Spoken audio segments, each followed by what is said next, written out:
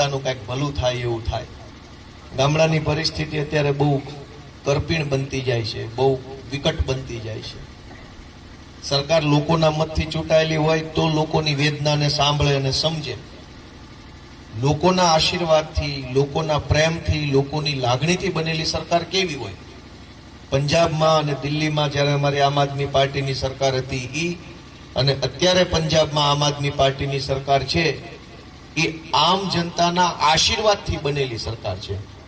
હવે આશીર્વાદથી બનેલી સરકાર કેવી આવે કે પંજાબમાં સૌથી વધુ પાક ઘઉં, ચોખા, રાયડો, સરસો, આ બધું ત્યાંનો સૌથી મોટો પાક છે. ત્યાંની સરકાર 100% ટેકાના ભાવે ખરીદી કરે છે. તમારા ખેતરમાં જેટલું માલ પાક્યો, જેટલી જણસ પાકી, 100% વસ્તુ સરકાર લઈ લે છે. ક્યાંય એક દાણોય બહાર વેચવા જવું પડે નહીં. એને કહેવાય જનતાની સરકાર. અહીંયા હવા મણ મગફળી સરકાર લે છે. એ હવા મણ સરકારને દેવા હાટું થઈને ઘરે હંગરી રાખવાની, મેસેજનો રાહ જોવાની, મેસેજ આવે પછી લાઈનમાં ઉભું રહેવાનું, લાઈનમાં ઉભા રહીને વારો આવે ત્યાર પાછા થોડાક ને હુંઘાડવા પડે. એ હુંઘાડો તો તમારો માલ સિલેક્ટ થાય. એક વખત મેં મોટો સાહેબ બેઠો હતો, એને મેં કીધું આ બધી આ મગફળીનો મોટો, મેં કીધું તમે એમ કહો છો કે આમાં ધૂળ વાળી છે, ઢેફા વાળી છે, ખારી છે, મોળી છે, તમારે ક્યાં તેલ કાઢીને વેચવું? તમારે હળગાવી છે લઈ લો ને જેવી હોય એવી. તમારે ક્યાં તેલ કાઢીને સહજ સિંગ તેલની જેમ વેચવું છે? બોલો ભાઈ વેચે 5 લીટર મોકલું મારા વાલા. તમારે વેચવી નથી, નહીં લેવી. કાળી, ધોળી, પીળી, ઢેફા વાળી, ધૂળ વાળી લઈ લ્યો, હળગાવા લઈ જવી છે. તો એમ કે નહીં હાલે, આમાં ઉતારો ઓછો. ભાઈ તારે ક્યાં ઉતારો ઓછો હોય? ક્યાં સિંગ તેલના ડબ્બા ભરવા ગોડાઉનમાં ભરીને હેડવે છે. કરોડો રૂપિયાની મગફળી હળી જાય છે. કોઈ રણી ધણી ધણી ધોરી કાંઈ છે જ નહીં. પણ તમે વેચવા જાઓ તો ધક્કા, પૈસા, હપ્તા. કયા ગામનો છે? એ ગામમાં અમારે ભાજપની લીડ નહોતી એટલે એ ગામ વાળાની નથી લેવાની. આવા પ્રકારના દુષ્કૃત્યો કરે છે. અને પંજાબમાં 100% ખરીદી. તમારા ખેતરમાં 100 મણ ચોખા પાક્યા કે 500 મણ પાક્યા, 5000 મણ પાક્યા, તમને ઈશ્વર જેટલું આપે એટલું સરકાર ખરીદી લે. એક ઝાટકે, એક ધકે. અને એનાથી સારું કે તમે તમારી ટેકાના ભાવમાં જણસ વેચી અને હાંજે ઘરે પોગો પેલા ખાતામાં પૈસા આવી જાય એવી વ્યવસ્થા પંજાબમાં હાલમાં આમ આદમી પાર્ટીની સરકારમાં ચાલુ છે. અહીંયા 3 મહિને પૈસા આવતા નથી. આખા ગુજરાતમાં, આખા ભારતમાં ગુજરાત એકમાત્ર એવું લાડકું રાજ્ય છે કે જ્યાં પાક વીમા યોજના જ નથી કોઈ જાતની. બકરીનો વીમો હોય, ભેંસના વીમા આવેલો, કશિંગ કાન ઉપર ઓલું સ્ટીકર માર્યો, ખબર પડી આ વીમા વાળી ભેંસ છે. ખબર છે? આમ ખ્યાલ છે બધાને? લોન વાળી ભેંસું હોય, વીમા વાળી ભેંસ. ભેંસનો વીમો, ગાયનો વીમો, મોબાઈલનો વીમો, ગાડીનો વીમો, ગોડાઉનનો વીમો, દુકાનનો વીમો, મકાનનો વીમો, માણસનો વીમો. પણ માણસે વાવેલી મોલાતનો વીમો જ નથી આપણા ગુજરાતમાં. દેશના બધા રાજ્યમાં પાક વીમા યોજના. યોજના એટલે અધિકાર. ગુજરાતમાં કોઈ યોજના અમલમાં નથી. હું 2 સત્રથી વિધાનસભામાં સરકારને પૂછું છું કે આ યોજના ક્યારે આવશે ને ક્યારે લાગુ થાય? કોઈ જવાબ આપવા તૈયાર નથી. અને જ્યારે સરકારને મન પડે ભાજપ વાળાને ત્યારે પેકેજ જાહેર કરે. પેકેજ એટલે અંગ્રેજી શબ્દ છે, ગુજરાતીમાં પડીકું. પાર્લેનું હોય આપણે પડીકું કે છોકરા પેકેજ કે. ખેડૂતોને પડીકા નથી આપવાના ભાઈ, ખેડૂતોને અધિકાર આપવાનો છે. પણ આ ભાજપની સરકાર લોકોના મતથી ચૂંટાયેલી સરકાર નથી. દંડા પછાડીને, ગુંડા મોકલીને, પૈસા વેચીને, લોકોને ભ્રમિત કરીને, ડરાવીને, ધમકાવીને બનેલી સરકાર છે. એટલે એ દમદાટીની સરકાર જનતાનું કામ ન કરે. પંજાબની આમ આદમી પાર્ટીની સરકાર લોકોના આશીર્વાદથી બનેલી સરકાર છે. એટલે એ જનતા માટે બધું જ કામ કરે, કેમ કે જનતાએ એમને બનાવેલી છે. અહીંયા આપણે ભાજપને મત આપ્યો હોય પણ ઘણીવાર બીકમાં આપ્યો હોય, ઘણીવાર જ્ઞાતિના કારણે આપ્યો હોય, ઘણીવાર માથાભારે માણસોના કારણે આપ્યો હોય, ઘણીવાર કેસના બીકે આપ્યો હોય, ઘણીવાર મારા ગામનું કામ નહીં થાય એવી લોભ લાલચ કે એવા શંકા કુશંકામાં આપ્યો હોય. ખરા દિલથી આમ હસતા મોઢે મત આપ્યો હોય એવું ક્યાંય ગુજરાતમાં બનતું નથી. હસતા મોઢે મત જેથી જનતા આપે ને ત્યારે આખા ગુજરાતમાં ફટાકડા ફૂટે. અમને વિસાવદર ભેસાણ વાળાએ હસતા મોઢે મત આપ્યો મને, તો એના ફટાકડા આખા ગુજરાતમાં ફૂટ્યા. બાકી ધારાસભ્ય અહીંયા બન્યા, કોઈ નરક થયો? ક્યાંય કોઈ રાજી થયું? ધારાસભ્ય બની ગયા, અરે વાહ સરસ મસ્ત ગુંડો છે એકદમ. કોઈ જેવો હરખ ન થાય. કેમ કે દાબ દબાણથી સરકારો બને છે. જનતાના આશીર્વાદથી સરકાર બને તો જનતા ખુશ થાય. પંજાબમાં આમ આદમી પાર્ટીની સરકાર ખેડૂતોને મફત વીજળી આપે છે. લ્યો, અહીંયા આપણે પેલા ઉધડા કનેક્શન આવતા ઓલા સોપડી વાળા આમ તો શું કે છે ને, હોર્સ પાવર આધારિત કનેક્શન આવતું ને જૂના જમાનાનું, મીટર વગરનું કનેક્શન, સીધું પૂઠું આવે,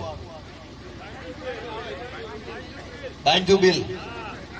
વિસાવદરમાં એને પૂઠું કે છે, પછી આમ અમરેલી જાવ તો પાછું એને હોર્સ પાવર કે, ભાવનગરમાં બીજું કે છે. પણ એ બધું ઉધડું ટૂંકમાં, કાંઈ એમાં બિલ જ આવે, કાંઈ એક સરખું બિલ આવે. બાંધ્યા બિલના મીટર આવતા હતા. અનેક જગ્યાએ એવું છે, પેલું વાવાઝોડું આવ્યું, બીજી ત્રીજી ઘટના બની, ક્યાંક તાર તૂટી ગયા, પછી જીબી વાળા દાદાગીરી કરીને કે હવે તમારે મીટર જ લેવું પડશે. બાંધ્યા બિલના મીટરો કોઈને રહેવા નથી દેતા, ગમે એમ કરીને બદલીને ઓલા મીટર વાળા મૂકી જાય છે. અને પંજાબમાં આમ આદમી પાર્ટીની સરકાર છે, હાવ મફત વીજળી આપે છે કે લઈ જાઓ ભાઈ ખેડૂતો, તમારી જ સરકાર છે ને તમે જ મત આપ્યા છે ને આ તમારું છે એમ કરીને લઈ જાઓ. તો તમે મને એમ કહો કે ગુજરાતમાં શું વાંધો? ઉદ્યોગપતિઓને તો બધું મળે છે. મેં હમણાં વિધાનસભામાં મુદ્દો મૂક્યો કે આ ગુજરાતની જે કાંઈ કંપનીઓ છે એને લાઇટ બિલ કેટલું ભરવાનું બાકી છે. સરકારે મને આંકડો આપ્યો કે કંઈક લગભગ 1500 કરોડ જેટલું લાઇટ બિલ ભરવાનું ખાલી કંપનીઓએ બાકી છે. મોરબીનો અને મારા ખ્યાલથી સુરત, મોરબી અને રાજકોટનો પ્રશ્ન પૂછ્યો તમે કે મોરબી અને રાજકોટ બે જિલ્લામાં જે કાંઈ કંપનીઓ છે એને લાઇટ બિલ ભરવાનું કેટલું બાકી છે? 1500 કરોડ રૂપિયાનું લાઇટ બિલ ભરવાનું એનું બાકી છે. અને તમારે 2000 રૂપિયાનું બાકી હોય ત્યાં તો સિંઘમોના સિંઘમો આવે, ગાડીઓના થપ્પા લાગી જાય, 2000 ના બિલમાં 7000 નું ડીઝલ બાળ નાખે. અને એવો તમાશો કરે ગામમાં જાણે આપણે પાકિસ્તાનથી આવીને ચોરીથી મીટર લઈ લીધું હોય, પકડાઈ ગયા હોય રંગે હાથ પાકિસ્તાની મીટર સાથે.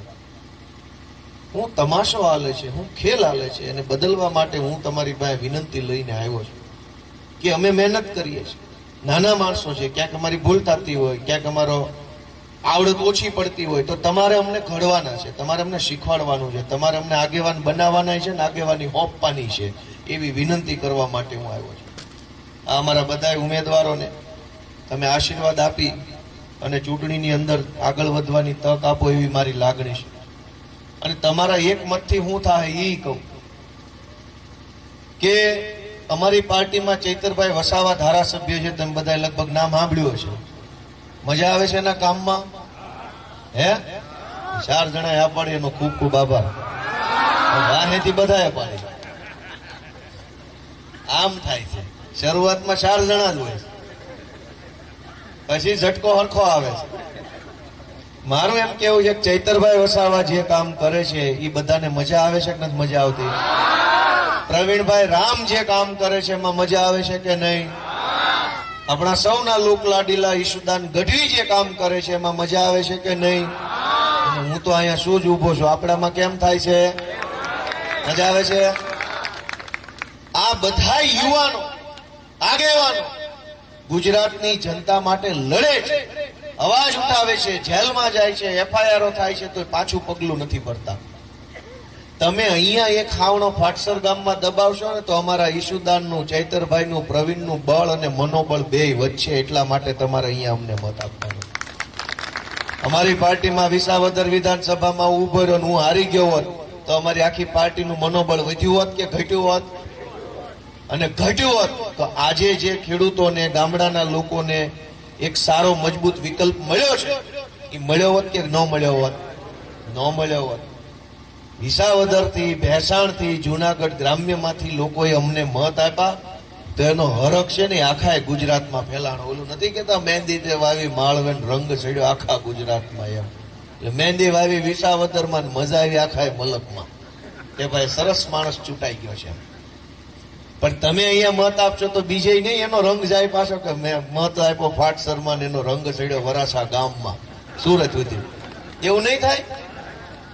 અને એટલે હું તમને છેલ્લી વાત કેવી છે કે ભાઈ આ બધા નાના માણસો છે, આમાં અમારા કોઈના ખિસ્સામાં કાંઈ પૈસા ન હોય. આ બધું અમે બધા ભાગ બટાઈ કરીને આ બધું લીધું હોય.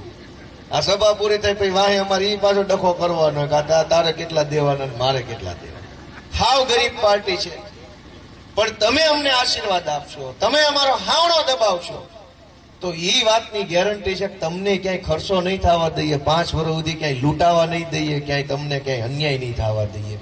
આજ તમે અમારું હાંચવી લેવો તો 5 વર્ષ અમે તમારું હાંચવી લેશું. કેમ કે લડવાવાળા માણસો છે, સમાજ માટે બોલવાવાળા વ્યક્તિઓ છે. અને આજકાલ સમાજમાં 2 જ પ્રકારના નેતા વધ્યા છે. એક આખા સમાજને ગહી નાખવા વાળા, જ્યાં વારો આવે ને ગહી નાખે, અને એક છે અમારી જેવા ગહાઈ જવા વાળા કે ગહાઈ જાય પણ બીજું વેણ ન બોલે.